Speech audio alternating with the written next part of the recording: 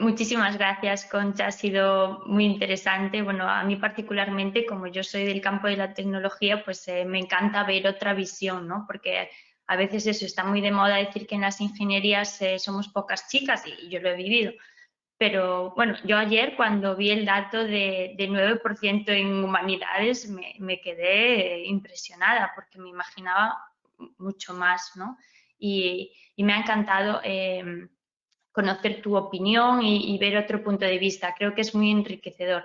De hecho, bueno, veo que por ahora no hay preguntas, así que mientras alguien se anima, pues voy a lanzar mi reflexión de que yo creo que hoy en día lo que necesitamos es unir las distintas ciencias, las distintas áreas, ¿no? Yo, de hecho, lo veo en inteligencia artificial, que es en lo que yo trabajo, pues aunque es tecnología pura, yo veo que más que nunca necesitamos pues ética o derecho, porque la tecnología ahora influye en tantos aspectos de nuestras vidas que es que lo hay que regular.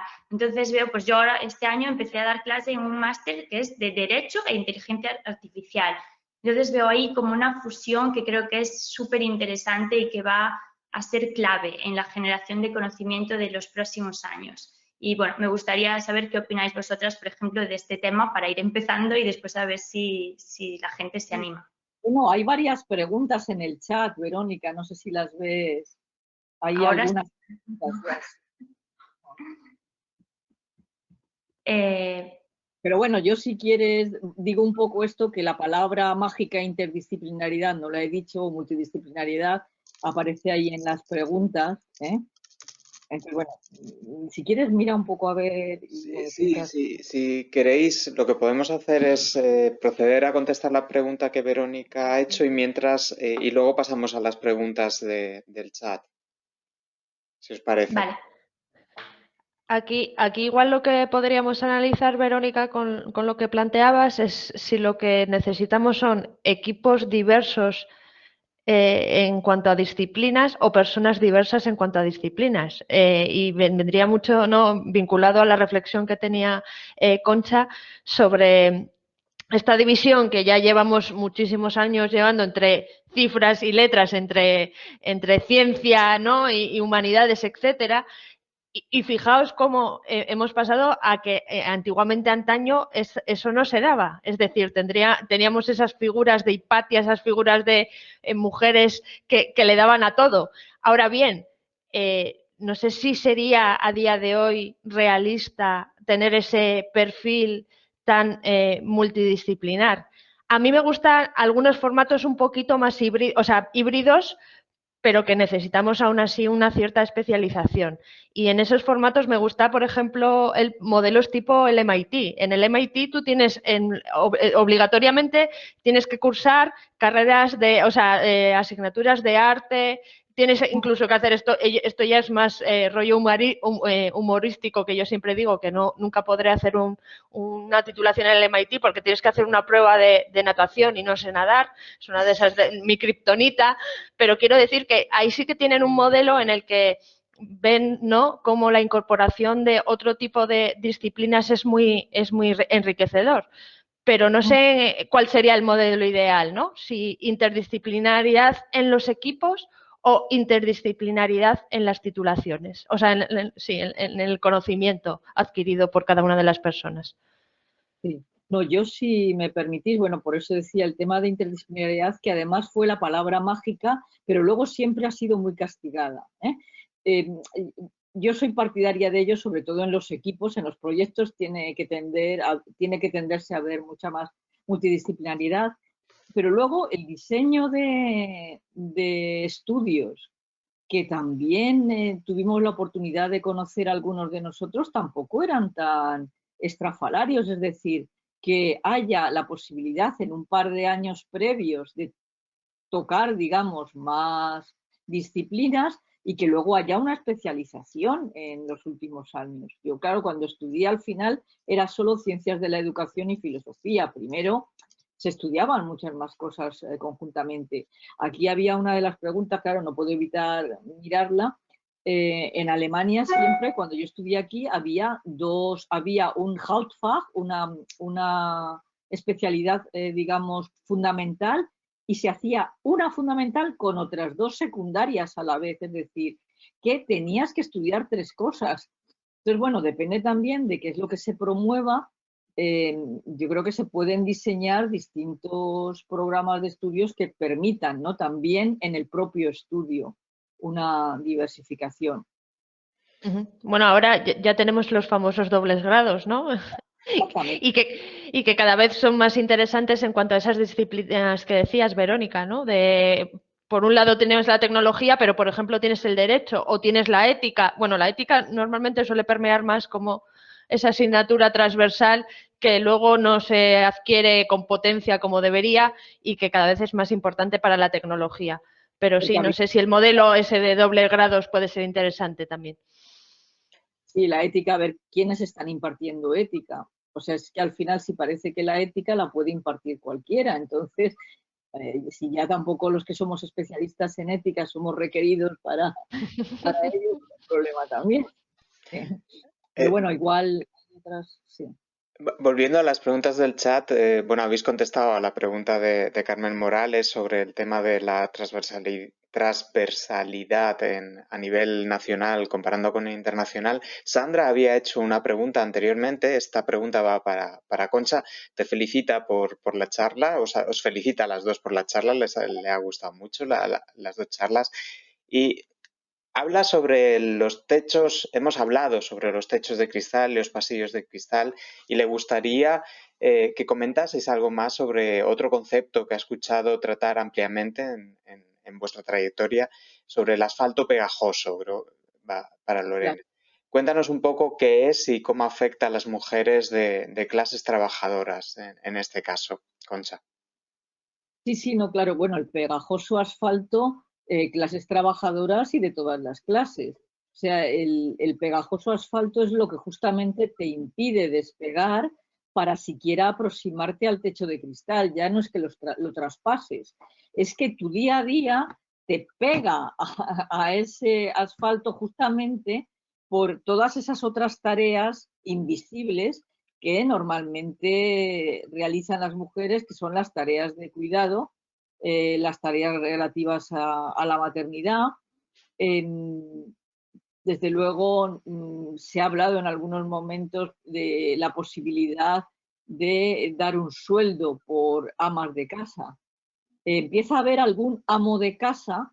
Es interesante también ver cómo en el momento en que un varón empieza a hacer una función y la reivindica, va ganando también, va subiendo de nivel esa... O sea, un varón que hace de amo de casa, bueno, falta ponerlo en un altar. O sea, madre mía, es que lo que hace este hombre no es el típico que ayuda a su mujer, que el término ese de ayudar a está muy extendido, pero es que hacer las tareas no es pasar un aspirador, es que hay que llevar la responsabilidad, lo que se decía antes, llevar una casa. O sea, es que las cosas hay que organizarlas y el esfuerzo que eso supone es lo que normalmente te lleva tanta energía que o bien vas haciendo, digamos, tu carrera, tu tesis, el poder sacar tu primer sexenio, el hacerte titular, digamos, con un poco más de esfuerzo, un poco bastante más de esfuerzo. A mí lo que me recomendó un colega, yo saqué mi plaza de titular, fui la primera mujer que entró en el Instituto de Filosofía, no porque en el Instituto de Filosofía fueran machistas, no se lo preguntaban siquiera, no había mujeres, no entrábamos, no había mujeres tampoco en los tribunales. Yo tuve 5 varones en mi tribunal.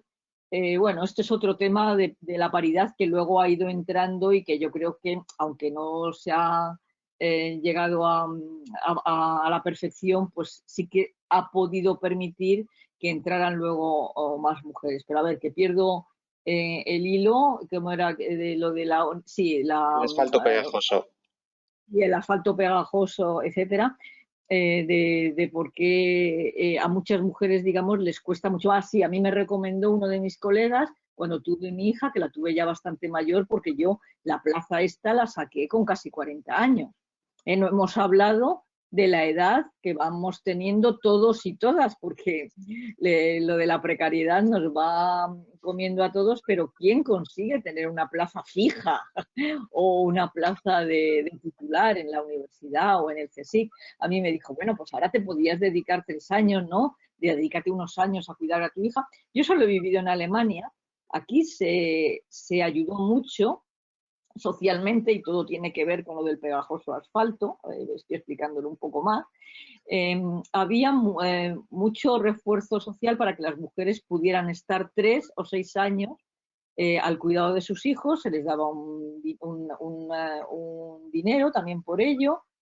Si eras una familia monoparental, es decir, si tú eras una mujer, una madre soltera, se te daba además una casa, se te daba una serie de beneficios, pero claro, pasados esos 6 años, ¿quién se podía incorporar otra vez a su profesión? Hombre, si tenías una profesión en la que habías estado pegando sellos, pues bueno, te volvías a incorporar a pegar sellos y no había pasado nada. Pero si te dedicabas a la ingeniería, a una ingeniería, o te dedicas a la filosofía, pues claro, en esos 6 años has estado poniéndote al día en las cuestiones de tu profesión, ¿o qué has hecho? ¿Qué pasa con ese tiempo que nos descuentan? Pues bueno, esto es el tema que yo creo que sacaba Sandra muy bien. No sé si Lorena quiere comentar también algo a esto del pegajoso asfalto, porque aparecía un poco en uno de tus agujeros también, ¿no? Mencionado. Sí, sí, no, y sobre todo yo quiero vincularlo a algo que has sacado, que es el tema del prestigio social, ¿no? Y dónde está vinculado ese prestigio social a veces de las profesiones. Es decir, a mí cuando me dicen que igual las niñas que estamos empujándolas a que sean ingenieras igual no quieren, porque oye, pues porque es algo natural, innato, biológico, que no quieran, y les digo, joder, pues es que fíjate, pues ha habido una cepa de mujeres increíbles en el mundo de la informática haciendo grandes aportaciones, pero claro, ¿cuándo hacían grandes aportaciones? Pues, por ejemplo, cuando entre el mundo del hardware y el software, lo importante y lo prestigioso era el hardware. Entonces ellas estaban programando, eran las calculadoras humanas, las codificadoras, ¿no? Las programadoras de la máquina ENIAC, que como tú bien decías, Concha, resulta que los nombres de ellos venían en las fotografías de la máquina ENIAC, pero los nombres de ellas no, y se tuvo que descubrir años después que no eran las mujeres florero que aparecían ahí adornando las fotos de la máquina, sino que habían estado programando. Claro, eso de repente pega un giro cuando el PC personal empieza a ser importante y entonces el PC personal, la carga del software empieza a ser importante y ¿a quién se aparta de esas carreras y quién las copan? ¿Y dónde está el prestigio? Pues esto, y tú lo decías muy bien. Igual lo que tenemos que trabajar es que entren hombres en los cuidados para que se prestigien los cuidados, que a mí es otra cosa interesante que podríamos evaluar que nos ha pasado con el coronavirus, que se ha puesto en evidencia la importancia de la ciencia y la importancia de los cuidados, y sin embargo los cuidados siguen siendo espacios totalmente desprestigiados socialmente porque están copados por quienes están. Sí. Con esto que has dicho de la pandemia, es muy importante, sí, lo que has puesto de manifiesto con respecto al tema de los cuidados, pero también en el prestigio, los proyectos que, no sé si habéis seguido un poco también las cifras de los proyectos concedidos en el Instituto de Salud Carlos III. Bueno, hubo un par de artículos que salieron en la prensa también donde se ponía sobre la mesa que había habido también proyectos concedidos a mujeres como IPs, pero la mayoría de esos proyectos, por lo del prestigio, tenían que ver mucho más con la investigación básica que con, digamos, lo que es la lucha, digamos, por la vacuna, para entendernos. O sea, ¿qué es lo que se está llevando el gato al agua? ¿Quién consigue sacar la mejor vacuna en menos tiempo, va aplicable a más cepas, etcétera, etcétera, ¿no? Entonces, bueno, muchas de las mujeres habían presentado proyectos que servían como base para eso, pero luego no estaban representados en las importantes farmacéuticas, por ejemplo, ¿no? Entonces, bueno, esto me parece que has dicho lo del prestigio es muy, muy importante, sí. Sí, tenemos, no sé si es una pregunta, pero bueno, creo que está relacionado con algo que ha dicho Lorena. Así que dice Roberto Aramayo que la inteligencia artificial no solo requiere una perspectiva jurídica que puede darse a posteriori conforme a la causística, sino sobre todo ética, que ha de ser a priori e intervenir en la programación de todo tipo de sesgos, que está un poco relacionado con lo que contabas, Lorena, que el problema no es solo detectar este algoritmo tiene un sesgo, sino trabajar en los datos. No sé si Efectivamente. No, yo ahondar más en la idea, ¿no? Que estamos en ese modo, ahora mismo estamos en un modo reactivo, es decir, que una vez encontramos el fallo es cuando ponemos el parche en esos sesgos que nos está reportando la inteligencia artificial y tenemos que cambiar el modelo a un modelo proactivo en el que la ética esté constantemente, ¿no?, analizada desde que se piensa el desarrollo del proyecto y en todas las fases del proyecto, incluso ya la parte final de evaluación, ¿no? Que nos hemos quedado ahora solo en la parte de evaluación y no lo incorporamos desde el inicio, que es importantísimo. O sea, una pregunta básica que nos tenemos que hacer es todas estas tecnologías que estamos desarrollando, ¿a quién van a beneficiar? Y sobre todo, en este a quién van a beneficiar, ¿qué colectivos se van a quedar fuera? Porque yo creo que cada vez tenemos un papel más relevante, por eso yo reivindico la participación de las mujeres, ¿no?, también en este ámbito, porque estas tecnologías están modelando el mundo que vivimos, o sea, tienen un impacto clarísimo incluso en cómo nos relacionamos y cosas que hacemos. Parte de culpa la está moldeando esa tecnología que no es neutra. Yo me echo las manos a la cabeza cada vez que escucho a alguien lo de la tecnología es neutra y siempre cuento lo mismo. Digo, ¿creemos que un puente es neutro como tecnología? Suelo preguntar en clase, hay mucha gente que me levanta la mano, sí, no y tal, y les digo, mira, pues en los años 20 en Nueva York se desarrollaron unos puentes para conectar Long Island con la isla de Manhattan que tenían un techo. Y ese techo lo que hacía, y que estaba de manera premeditada, pero que podía no haber sido premeditada, es que solo pudieran pasar los vehículos propios, no el transporte público, con lo cual estaba limitando Long Island, que era una zona recreativa, a una clase social específica. Pues esto nos pasa día a día de manera constante con la tecnología que usamos, de manera premeditada y de manera no premeditada. Sí, a mí me ha parecido muy interesante lo que has dicho, lo que damos de comer a los sistemas, claro, que es lo que luego te... Pero bueno, yo creo que la pregunta de Roberto va muy bien por ahí. Lo que has comentado ahora, Lorena, en esta respuesta, me ha recordado también una serie de encuestas que se hicieron, pues como hace una década, a varones y mujeres con respecto a la multitarea. O sea, no sé si os acordáis, la capacidad de hacer varias cosas a la vez. Y yo recuerdo que en aquel momento escribí sobre esto, que yo me había vuelto lamarckiana, es decir, que la función crea el órgano. Las mujeres normalmente, ¿por qué son las que llevan la multitarea? Y eso es lo que mostraba la encuesta, que un 40% de mujeres de todas las edades habían conseguido hacer todas las tareas, mientras que los varones que luego habían podido hacer todas las tareas no superaban el 15% o algo así, ¿no? Entonces, ¿qué pasa? Claro, a nosotras se nos educa desde pequeñitas a que tenemos que estudiar y de paso que vuelves del colegio, compras el pan, compras la fruta, haces no sé qué, haces la cama antes de irte. Todas estas cuestiones que uno va introyectando también en la propia educación es lo que luego te hacen, digamos, capaz, entre comillas, de hacer esas tareas de cuidado que, claro, que parece que es que te cuestan menos. No es que le cuesta menos a una mujer el hacerlas, es que te has acostumbrado a organizarte de forma que en una hora anda que no haces cosas a la vez. Y claro, llamaban a la puerta y los hombres quitaban la esta del fuego, hacia las mujeres más seguro, pero la mujer decía un segundo, iba, abría, daba con el pie a la fotocopiadora a la vez, no sé qué, hacía varias cosas a la vez, porque es lo que te han enseñado, ¿no? Pero bueno, esto es otra cosa, no tiene que ver con quizá los robots, digamos, que se están construyendo según lo que se les ponga, digamos. A lo mejor se les está educando también en esta multitarea para quitárnoslo a nosotros, entonces estaría bien, pero si es solo como para emularnos, estaría mal. Sí. Nos pregunta también Idoia Murga, bueno, os felicita por vuestras estupendas intervenciones y os pregunta a las dos qué medidas nuevas se podrían tomar para corregir la gráfica de tijera. ¿Qué se os ocurre? Bueno, yo creo que primero tendríamos que analizar dónde, ¿no?, surge esa gráfica de tijera y normalmente estamos hablando en una época que es postdoc. Y yo creo que viene muy vinculado a formar una familia, con lo cual para mí una palabra clave de las medidas son corresponsabilidad, o sea, pura y dura. Concha lo ha dicho muy bien.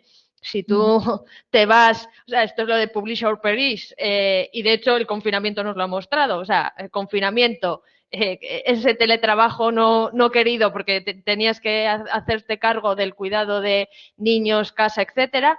El Instituto de la Mujer hizo un análisis a personas investigadoras y fue abrumador el porcentaje de mujeres que se tenían que encargar de esas tareas en ese confinamiento.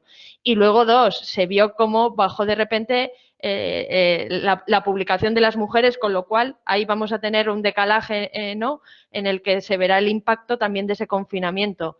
Pues esto es lo mismo, o sea, el efecto tijera nos pasa lo mismo. O sea, al final el ser madres tiene ahí también todo un impacto que si no trabajamos en medidas de corresponsabilidad para que efectivamente tanto hombres como mujeres nos hagamos cargo de nuestras tareas, no ayudemos, como bien decía Concha, sino que nos hagamos cargos de nuestras tareas de manera igualitaria, pues no vamos a conseguir nada.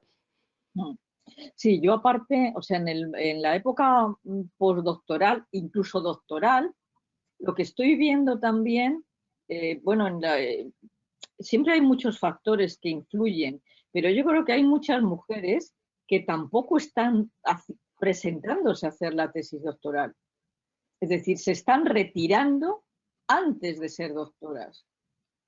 Están optando también por buscar puestos de trabajo más rápido. A lo mejor luego tiene que ver con lo mismo, porque quieren tener un sueldo fijo para poderse ir de casa de sus padres, para poder tener hijos, etcétera. A lo mejor todo revierte en lo mismo. Una cosa que estoy viendo también en la última década, es que no he visto conseguir en los círculos más próximos míos un Juan de la Cierva o un Ramón y Cajal al mismo porcentaje de chicos que de chicas. Hay muchos más varones que están sacando postdoc que mujeres. Entonces, no sé si es simplemente porque hay menos que se presentan. A mí me gustaría ahondar un poco más en las cifras. ¿Cuántas solicitudes de Juan de la Cierva ha habido? Esto en el informe yo creo que es que aparece, pero no tan preciso en el informe que han presentado del Ministerio, en esos porcentajes. Entonces, bueno, yo creo que sería algo que también habría que estudiar. Lo que ha dicho Lorena es fundamental, el tema de las publicaciones. Claro, la mayoría de las mujeres, una cosa que nos estamos encontrando también haciendo los estudios y los informes de las revistas con respecto a las publicaciones, es que hay menos mujeres que publican, o muchas menos mujeres que han presentado artículos también. Nosotros estamos en la revista del Instituto de Filosofía y Seguridad, que también que está codirigiendo Roberto Rodríguez Aramayo conmigo. Vemos esto, hay muchas menos mujeres que presentan trabajos y luego también muchas de los que presentan pues no son trabajos redondos o no lo han dado una última vuelta, un último hervor, lo han tenido que hacer mientras que hacían otras cosas, no nos han enseñado a publicar.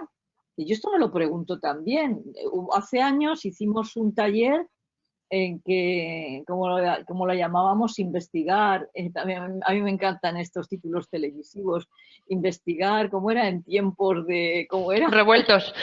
¿Cómo era? Idoia estuvo allí, porque yo a Idoia Murga la conozco también de hace años y de haber estado en algunas de estas luchas juntas. Entonces, claro, también a publicar hay que enseñar también. O sea, según quien sea también tu director o directora de tesis, a lo mejor te da algunas nociones sobre esto o a lo mejor no. A lo mejor hay a quien ya ha nacido enseñado y hay otras... hay algunas especialidades en las que está muy claro qué es lo que te piden para que un paper T1, ¿no? Que eso sería otra cosa, lo de la cuantificación y que habría que hablar sobre ello, ¿no? Yo le llamo a este fenómeno el de cucú, cantaba la rana, ¿no? Los cucús, si no tienes cucús no eres nadie, ¿no? Entonces, bueno, Idoia, que el corregir la gráfica de la tijera yo creo que es algo multifactorial.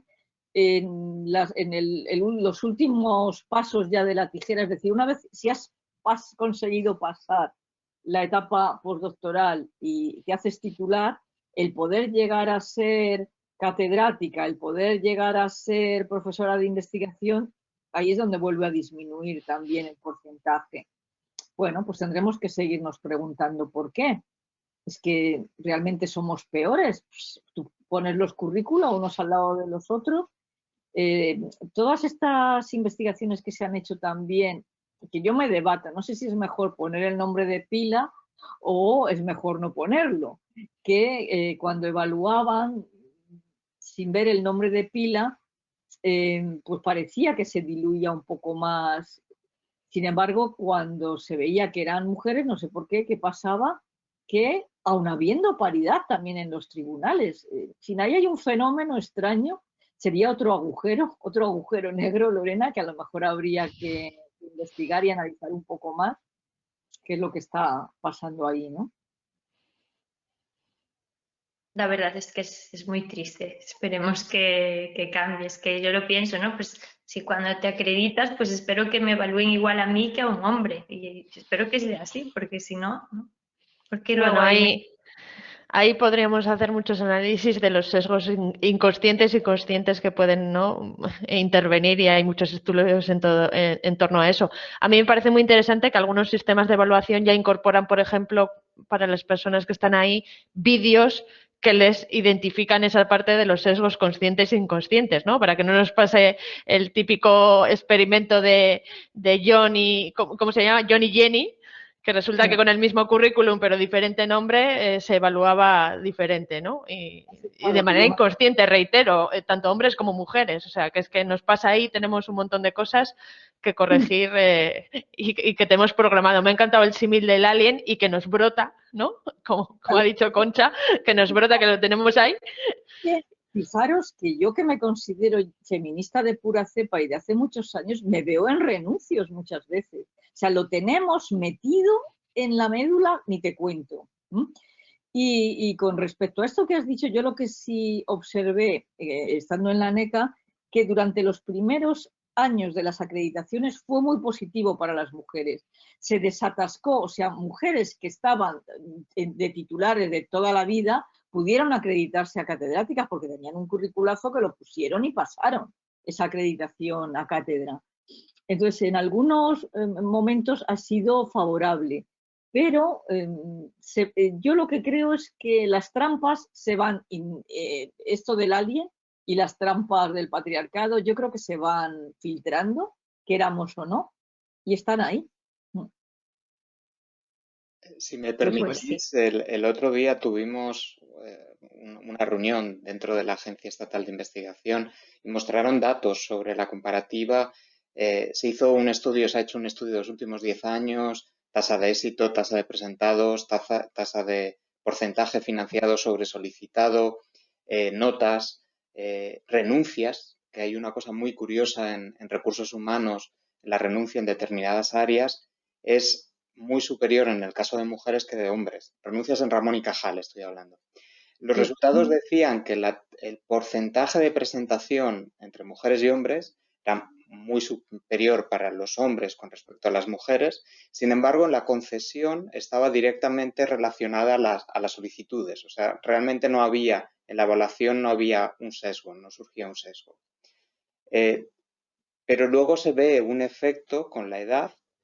Y se veía un efecto muy curioso en el porcentaje de financiación solicitado. O sea, yo solicito 100, me dan 80, consigo el 80%, y se ha hecho una comparación en ese caso, y en ese caso es muy superior el porcentaje conseguido en el caso de las mujeres, que tiene que ver probablemente con el ajuste del presupuesto, que está mejor realizado en el caso de las mujeres que en el caso de los hombres. Son datos, o sea, eran sencillamente datos, evaluaban todas las áreas de conocimiento, o sea, todas las áreas desde salud, ciencias químicas, tecnología y humanidades. Y el estudio yo creo que se va a hacer público en la agencia probablemente en breve y es muy interesante porque hay resultados que realmente dicen mucho no solo del proceso de solicitud incluso, y a mí me llamó mucho la atención, como os digo, el proceso de renuncia.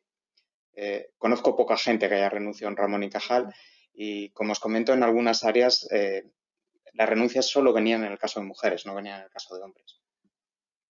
Yo creo que eso además viene muy vinculado con el agujero que os enseñaba de confianza, ¿no? Y el ejemplo de HP, es decir, cuando se presentaban ellas, cuando cumplían el 100%, cuando se presentaban ellos con el 60%, con lo cual, para adelante. Y en este tipo de ejemplos yo creo que se muestra también, y en elementos de renuncias también viene muy vinculado a esa sensación que decíamos de síndrome de la impostora, que puede ser sensación propia y sensación generada por el entorno que tú tienes, ¿no? Y que te obliga o te empuja a esa renuncia. Yo creo que aquí hay otro elemento que tiene que ver también con la dificultad para retener el talento. Yo conozco al menos 2 mujeres, Juan de la Cierva, Ramón y Cajal, que se han ido a otro país porque les han ofrecido un puesto fijo. Es decir, mucho más rápido. Una de ellas se ha ido a Oxford porque le han propuesto poner en marcha justamente un centro de inteligencia artificial. Es una especialista en ética que había sacado un Juan de la Cierva en el Instituto de Filosofía y que sentí mucho tener que perder y sé su razón porque me la contó. O sea, me dijo, he renunciado porque es que justamente me han ofrecido un puesto ya fijo para poner yo en marcha un instituto. Entonces, claro, ¿quién renuncia a eso, no? Entonces, bueno, estas cosas se están dando también con algunas mujeres que se están yendo a otros países. Y varones también, algunos varones también, pero en el caso de mujeres, justamente de las que yo he mencionado y mencionando las renuncias, eran mujeres, sí. Bueno, es que vinculado con esto, Concha, precariedad de la ciencia. Ayer que estuve en otra ponencia, una de las personas del CSIC dijo que con 40 años consigues la estabilidad en el ámbito académico. Digo, bueno, claro, fenomenal. Pues con 40, pues y pronto me parece, pues hay modelos familiares y de vida que no puedes esperar a los 40 arrastrando esa precariedad. Eso es un problema para hombres y para mujeres, bueno. Efectivamente. ¿Y qué acciones? Porque, a ver, muchas veces las acciones que se plantean son a corto plazo y yo creo que el problema no está tanto en el estudio, en la evaluación de los números. Realmente el problema viene más de atrás y viene más de un problema social. Porque ahí es donde estableces la solución. Si lo que comentábamos antes, si hay menos solicitudes, es que el problema está en que la gente no llega, las mujeres no llegan a hacer esas solicitudes. ¿Qué soluciones creéis que podrían ser oportunas para resolver esos problemas sociales? Bueno, yo es que venía, o sea, de ahí venía, ¿no?, mi símil de la tubería y que hay que tapar los agujeros. O sea, el problema es que hay etapas en las que ya se nos ha escapado el talento femenino por los agujeros, o sea, ya no nos ha llegado, con lo cual tenemos que empezar a tapar agujeros desde muy pronto y en diversas partes y etapas vitales. Y ese muy pronto estamos hablando de 6 años. Es que con 6 años ya tenemos un efecto con todo esto. Entonces necesitamos iniciativas diversas en diferentes etapas vitales y que cubran diferentes agujeros, porque luego encima los agujeros se combinan. Es que esto, yo siempre digo, si fuera tan fácil de que es un único problema, lo tendríamos identificado y lo abordaríamos.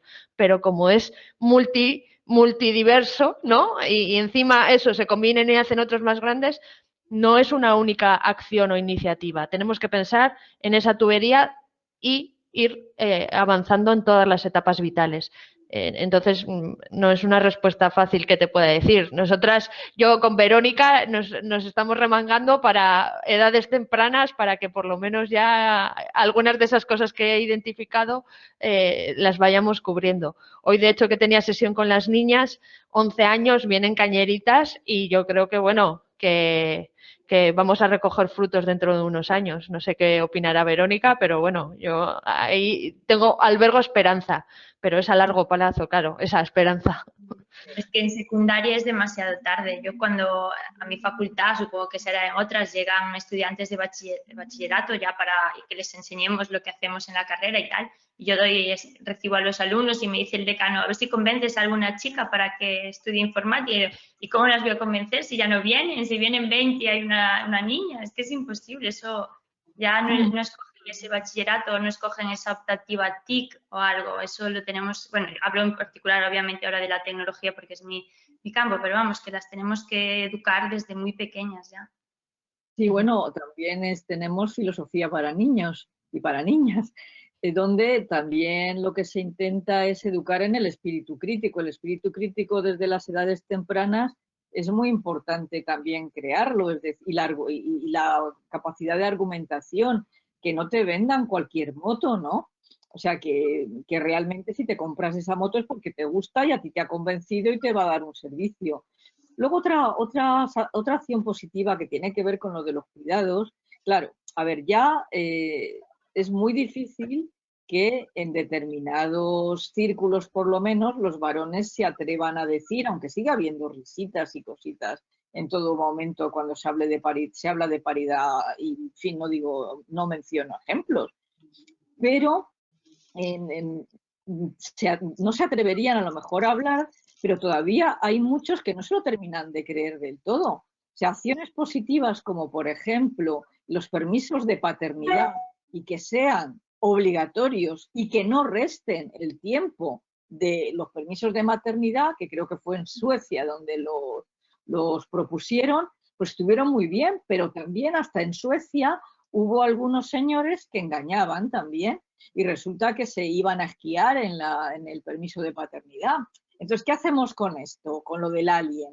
A ver, ¿cómo realmente nos convencemos de que esto de las tareas, digamos, que no a todo el mundo le gusta hacer y que, sin embargo, son las primarias para que podamos hacer el resto, o las organizamos de otra manera, o bueno, o pagas a alguien y resulta que estás pagando a alguien para que te haga las tareas y esa persona, normalmente una mujer, está descuidando también, digamos, su propia familia para cuidar otra, por lo que está cobrando un dinero, ¿no? En fin, esto nos aleja de lo que es el tema de la generación del conocimiento, no me quiero ir por las ramas, pero para que veamos, a mí lo que me gustaría que nos quedáramos con todo esto que he dicho ahora es del tema de la complejidad y claro, no se puede, esto no es como la prueba del algodón o una...